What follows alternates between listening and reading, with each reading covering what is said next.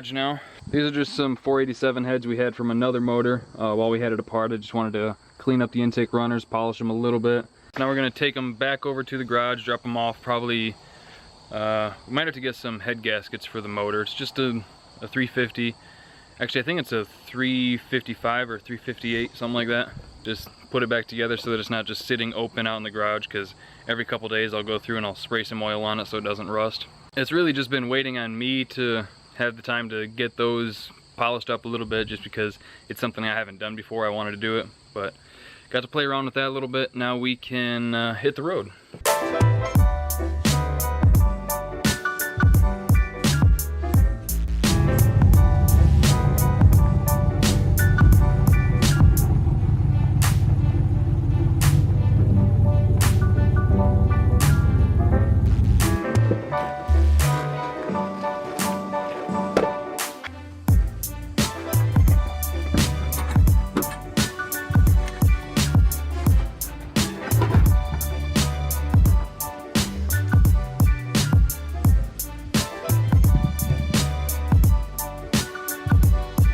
So I had this all mathed out once, but I honestly just forgot. It's either a 355 or a 358.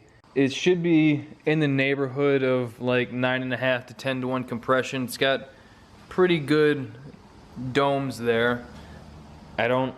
Obviously I haven't had the motor apart, so I don't know for sure what the part number is to know the exact CC of the dome. And the cam that's in it's a pretty good little street cam. If I remember to, I'll put the specs on the screen. These are the heads that were on the motor. We had it running once before, but we wanted to just look inside because it's been sitting for a while. So I know that these heads will work with the motor just fine. And they are the roller tip rockers. This motor's been sitting around for a while, like almost 4 years now, so that's why we wanted to just open it up, see how things are looking. Everything's looking really good. It's pretty much a fresh rebuild that's just been sitting around. Now we're just kind of playing around with different ideas what we want to do with it. The original plan was to pull the 5.3 out of James Brown, the RX-7 that's sitting out in front of the garage here. Pull that out, put it in the black truck, and then put this motor in James Brown, because it was already set up for a small block. If you haven't watched those videos, go back there. Anyway, we just picked up this Fel-Pro top end kit. It was like 43 bucks at an unnamed generic auto parts store that is not a sponsor of the channel. If you are an auto parts store or someone you know is an auto parts store who would like to sponsor the channel, let me know. I would be totally down for that. I could use a little help with all the money I'm spending on things.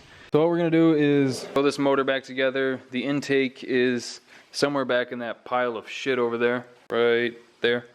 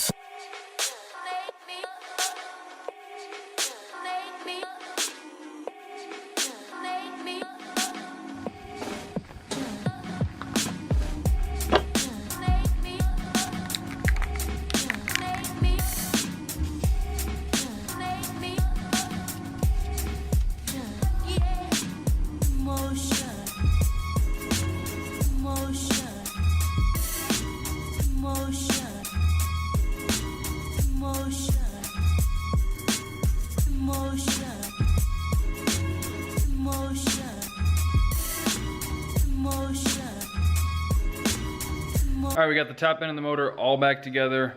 It's pretty much ready to drop in. All we gotta do is figure out what we want to drop it in. Yeah, I got the heads, intake, valve covers all back on, all the push rods and rockers are all set. All we got is just obviously distributor, carburetor. And for those of you who don't know, because I've messed this up a couple times, when you line up the dots, that is to verify the cam timing. That's not top dead center on number 1. Top dead center on number 1 is both dots pointing straight up. If you have these lined up dot to dot, that's top dead on number 6. Your distributor will be 180 degrees off. Ask me how I know that. But it is super muggy out and I'm ready to go home, so that's gonna do it for today's video. Thank you guys for liking, commenting, and subscribing. I'll see you next time.